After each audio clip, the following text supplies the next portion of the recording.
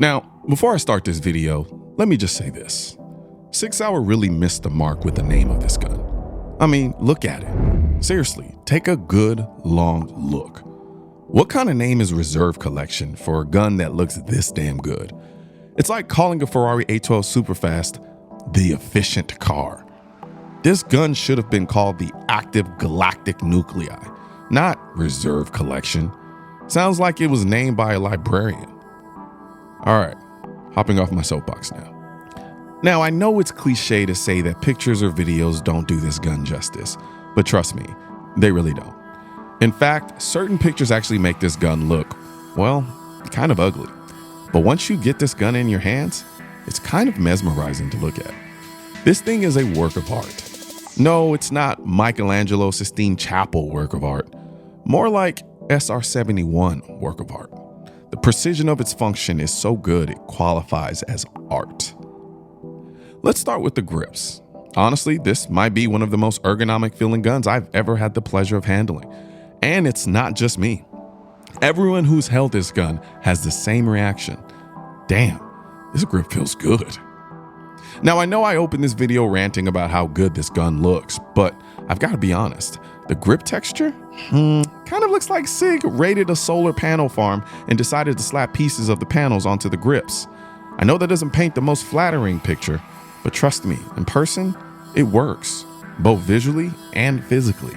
This grip bonds to your hand like it's trying to alter your DNA. Speaking of bonding, let's talk about the weight. This gun is heavy, like Hammer of Thor heavy when you're not Thor. I'm still on the fence about whether this is a good thing or a bad thing overall. It's not like this gun is trying to be a concealed carry option, so the weight doesn't necessarily work against it. But trust me, you're going to notice the heft. That weight isn't just there for show though. It contributes to how insanely soft this gun shoots. The recipe is simple, honestly. Make a heavy gun in 9mm, add an integrated compensator, or port if you want to get all tactically pedantic about it. And what you've got is a flat shooting, soft recoiling piece of gorgeousness. But before I get too deep into this, I gotta tell you about something that's gonna make a difference with any firearm you're handling. Handle it grips. I'm talking about the kind of grips that make you feel like the gun was made for your hands.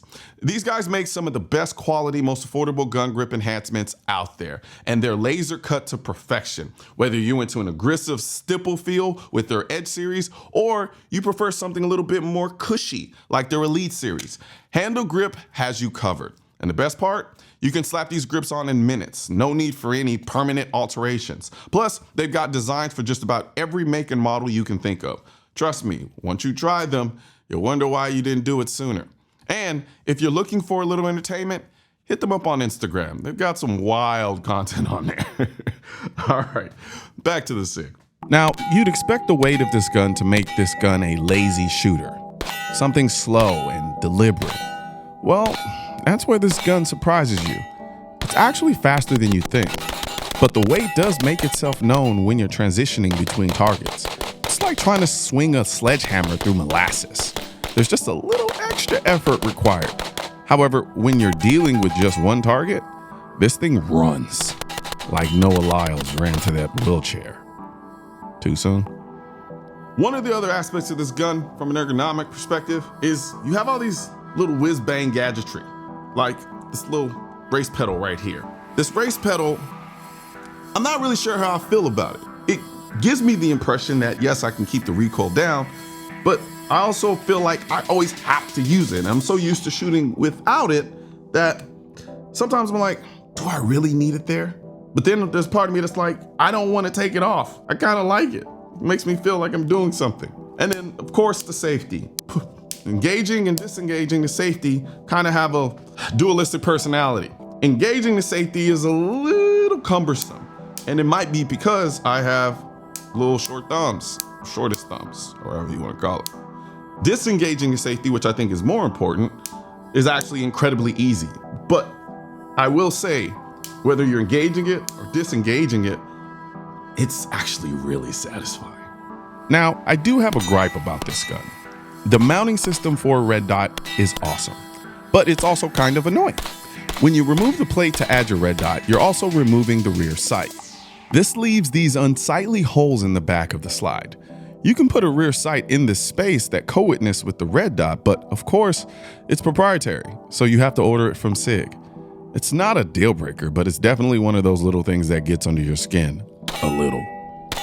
Now let's talk about the trigger for a second. The trigger is completely adjustable. You can move it forward or back depending on your length of pull. But here's the thing, the weight and size of the gun might give you the impression that the trigger isn't as light as it actually is. I found myself prematurely engaging the trigger before I really wanted to when I was dry firing at first. But once I understood the trigger's personality, and it does have one, you're gonna love it. It's like getting to know someone who seems standoffish at first, but once you crack that interior, you find out they are actually pretty awesome. And this trigger is freaking awesome. Now let's circle back to the aesthetics for a moment. This is a show-off gun, a gun you keep on your living room coffee table just so you can admire it on a regular basis.